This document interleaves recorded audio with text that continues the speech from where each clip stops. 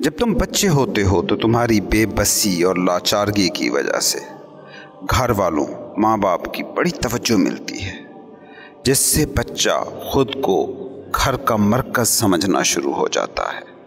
مگر یہی بچہ جب بڑا ہوتا ہے اور باہر دنیا میں نکلتا ہے تو اسے حالات بالکل ہی اور طرح کے ملتے ہیں۔ اب اس کے رونے پر گھر کی طرح دنیا رکتی نہیں، اس کے کہکہوں پر گھر کی طرح دنیا جھومتی نہیں، اس کی ضرورتوں پر گھر کی طرح دنیا بھاگتی نہیں۔ یہ ہے دکھ کا بیج۔ بچہ بڑا ہوتا ہے تو اندر یہ خیال ہوتا ہے کہ میں ہوں دنیا کا سینٹر، مگر باہر حالات یہ بتاتے ہیں کہ وہ دنیا کا کوئی سینٹر نہیں ہے۔ تمہارے ہونے نہ ہونے سے کوئی بھی تو فرق نہیں پڑتا، مگر دماغ میں تب تک یہ خیال بیٹھ چکا ہوتا ہے کہ میں اس دنیا کا مرکز ہوں۔ اسی کا نام انا ہے۔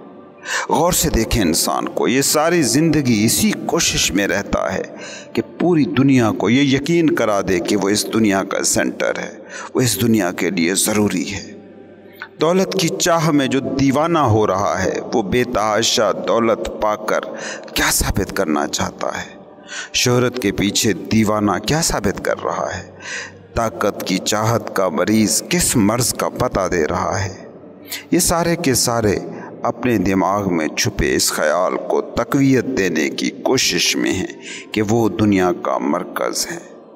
یہی انا کی کھوج ہے۔ جو انا ہے اسی کھوج میں ہے، ایک لا حاصل کھوج۔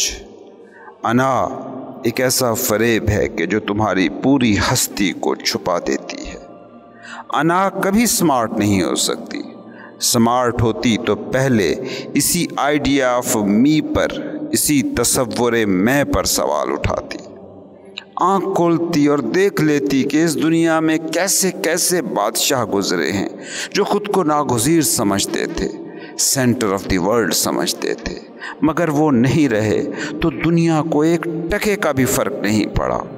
انا سیانی ہوتی تو دیکھ لیتی کہ قبرستان ناگزیر اور اہم لوگوں سے بھرے پڑے ہیں اور دنیا پر کوئی بھی فرق نہیں پڑا۔ انا جب تک تمہارا ہونا ہے، خود کو پانے کے لیے کی گئی تمہاری ہر کوشش، ہر عبادت، ہر میڈیٹیشن ناکام ہو کر رہے گی۔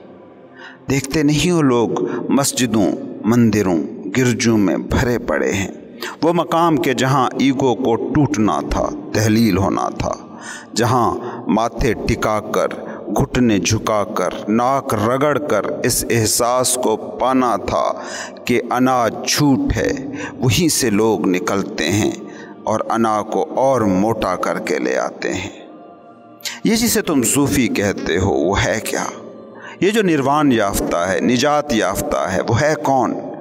بس وہ کہ جو انا کے اس نقاب کو جان گیا، جو انا کے جھوٹ سے باہر کھڑا ہو گیا۔ پھر وہ کچھ بھی کرے وہ عبادت ہے۔ بھگت کبیر سے کسی نے پوچھا تھا کہ تمہیں کبھی عبادت کرتے ہم نے نہ دیکھا، تو اس نے جواب میں کہا، میرا کپڑا سینا، میرا کھانا پینا، میرا چلنا رکنا سب عبادت ہے۔ انا کے بغیر تم سے عبادت کے سوا اور کچھ ہوتا ہی نہیں۔ اس میکینزم کو ذرا سمجھنے کی کوشش کریں۔ بچے کے پیدا ہونے کے ساتھ انا کا پیدا ہونا ضروری ہے، یہ ہو کر رہے گا۔ اسے تم نیسیسری ایول، ضروری برائی کہہ سکتے ہو، لیکن اس پر ساری زندگی اٹک جانا، دور جہالت، زمانہ بے بسی، بے چارگی کے اس دور کی یاد میں پھنس کر رہ جانا، یہ حماقت ہے۔ اس لیے میں کہتا ہوں کہ دنیا میں دو قسم کے لوگ ہوتے ہیں، بدھا یا بدھو، مسٹک یا مسٹیک۔ بدھا یا مسٹک یا صوفی کون ہے؟ وہ جو اس انا کے بغیر خود کو دیکھ لیتا ہے، اور جو نہیں دیکھ پاتے وہ سارے بدھو ہیں، چاہے تمہاری انا کو جتنے بھی کامیاب لگیں۔ جو انا کی گرفت میں ساری مادی زندگی جیتا ہے وہ اس بنیادی عنصر کو جان ہی نہیں پاتا کہ جو اس میں روز ازل سے چھپا ہے۔ وہ اس آگہی، اس شعور، اس ہستی سے محروم رہ جاتا ہے جو اس کے اندر چھپا کر بھیجی گئی تھی، جسے مذہب کی زبان میں روح کہا جاتا ہے۔ یاد رکھنا، اس ہستی، اس روح، اس اویئرنیس تک پہنچنے کا بس ایک ہی راستہ ہے، انا کو چھوڑنا۔ تم غور سے سارے مذہبوں کی بنیادی نیچر کو سمجھنا، سبھی مذاہب ترک انا پر کیوں اتنا زور دیتے ہیں۔ یہ جسے تم شیطان کہتے ہو، اسے ایک بزرگ کہتے تھے، یہ اور کچھ نہیں، یہ میں ہے، یہ ایگو ہے۔ ایگو ہے جو نہیں جھکتی، ایگو ہے جس نے سجدہ نہیں کیا تھا، ایگو تھی جسے اپنی عبادت پر، اپنے علم پر، اپنی برتری پر زوم تھا۔ ایگو میں کبھی بھی جھکنے کی صلاحیت ہوتی ہی نہیں، اور جو جھک نہ پایا اس سے عبادت ہوگی کیسے؟ یاد رکھنا، جس شخص کو یہ خیال ہو کہ وہ کائنات کا مرکز ہے، جو یہ سمجھتا ہے کہ دنیا اس کے گرد گھوم رہی ہے، وہ کبھی خود کو کھوجنے کی کوشش ہی نہیں کر سکتا۔ جیسے آنکھ پوری دنیا کو دیکھ سکتی ہے مگر خود کو نہیں دیکھ سکتی، اسی طرح وہ جو خود کو پوری دنیا سمجھتا ہو وہ بھی خود کو کبھی نہیں دیکھ سکتا۔ انا زدہ ایک خیالی مرکز کو اپنی زندگی کا مرکز بنا لیتا ہے، حالانکہ وہ اس دنیا کا مرکز ہو ہی نہیں سکتا۔ یہ سامنے کی حقیقت ہے۔ یہ دنیا تھی جب وہ نہیں تھا، یہ دنیا ہوگی جب وہ نہیں ہوگا، تو سینٹر وہ کیسے ہوا؟ انا تمہارا ایسا سینٹر ہے، ایسا پوائنٹ ہے جسے دوسروں نے بنایا ہے، کیونکہ وہ دوسرے ہی تھے جو تمہارے بچپن میں تمہاری ہر آواز پر رک جاتے تھے، تمہارے رونے پر رو دیتے تھے اور تمہارے ہنسنے پر ہنس دیتے تھے۔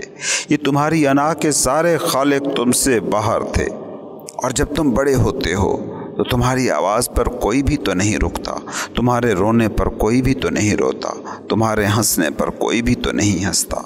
اب تمہاری زندگی کا مرکز مجروح ہوتا ہے، اور یہاں سے شروع ہوتا ہے دکھ۔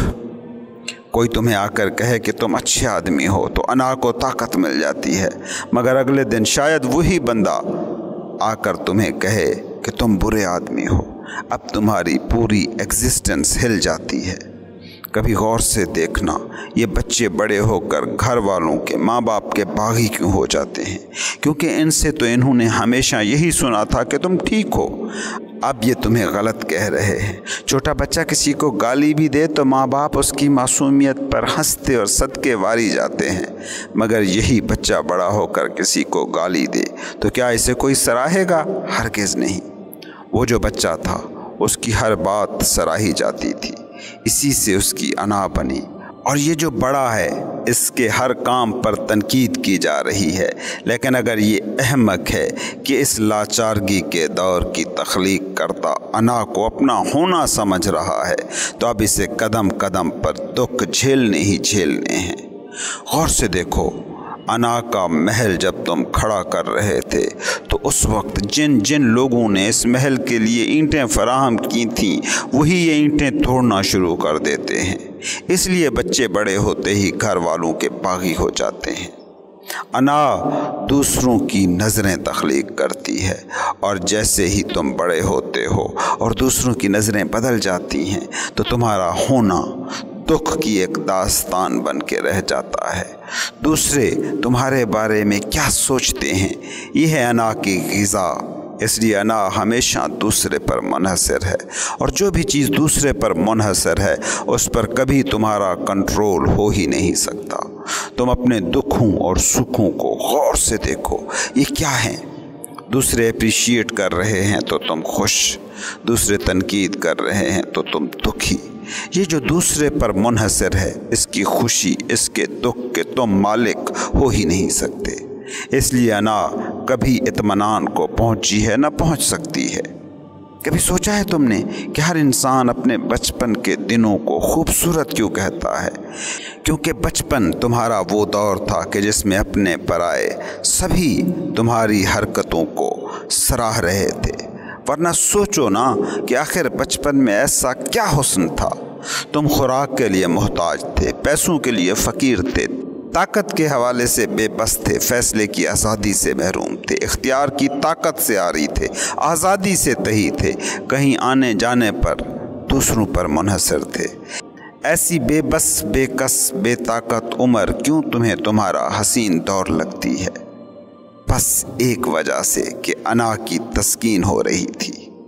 دنیا کا سینٹر ہونے کا تمہارا تصور درست نظر آ رہا تھا۔ یہ تصور جب پورا پختہ ہو جاتا ہے، خام خیال جب زندگی کا سب سے بڑا سچ بن جاتا ہے، تو تبھی یہ راز کھلتا ہے کہ دنیا ویسی نہیں ہے۔ اب عملاً تو دنیا ویسی ہوتی نہیں، مگر تمہارے اندر دنیا کا مرکز ہونے کا خیال بیٹھ جاتا ہے۔ انا اب تمہیں آپریٹ کرنے لگتی ہے، انا اب تم بن چکی ہے۔ اس لیے ویسے ہی جیسے آنکھ دنیا بھر کو دیکھ لیتی ہے، خود کو نہیں، اسی طرح تمہاری انا بھی پوری دنیا میں خرابی دیکھ لیتی ہے، خدا کی ناانصافیاں دیکھ لیتی ہے، معاشرتی بے حسی دیکھ لیتی ہے، تقدیر کی خرابی دیکھ لیتی ہے، حالات کی ستمگری دیکھ لیتی ہے، مگر ایک جھوٹ کو وہ نہیں دیکھ پاتی، وہ جھوٹ کے جو وہ خود ہے، اور اسی جھوٹ کو تم خود مان کر، سچ مان کر پوری زندگی کھوجتے ہو۔ ہر انسان کو دیکھو، کچھ نہ کچھ کھوج رہا ہے۔ وہ جس نے بہت کھوج کر بہت پا بھی لیا ہے، وہ بھی اتنا ہی کھوج رہا ہے جتنا کہ وہ جس نے ابھی کچھ بھی نہیں پایا۔ انا کی یہ کھوج قبر کی گود تک جاری رہتی ہے، مگر اس کھوج میں پانے کی منزل کبھی نہیں آتی، کیونکہ منزل تم بناتے تو پا بھی لیتے۔ انا کی ساری منزلیں دوسروں کی بنائی ہوئی ہوتی ہیں، اور جب وہ منزل تمہیں مل بھی جاتی ہے تو تب تک دوسرے بدل چکے ہوتے ہیں۔ ڈاکٹر بننے کی منزل تمہاری اپنی تھی؟ نہیں، دوسروں کی خواہش تھی۔ جب بن گئے تو دوسرے اپنی مرضی سے تمہاری شادی چاہیں گے، جب وہ ہو جائے گا تو دوسرے اپنی اپنی طرز سے تم سے تعلق چاہیں گے۔ دوسرے کی خواہش کو اس کائنات میں آج تک کوئی بھی پورا نہیں کر سکا ہے، اور انا کی ساری کھوج ہی ایک ہے، دوسروں کی خواہشیں تم پوری کر جاؤ، جو عملاً ناممکن ہے۔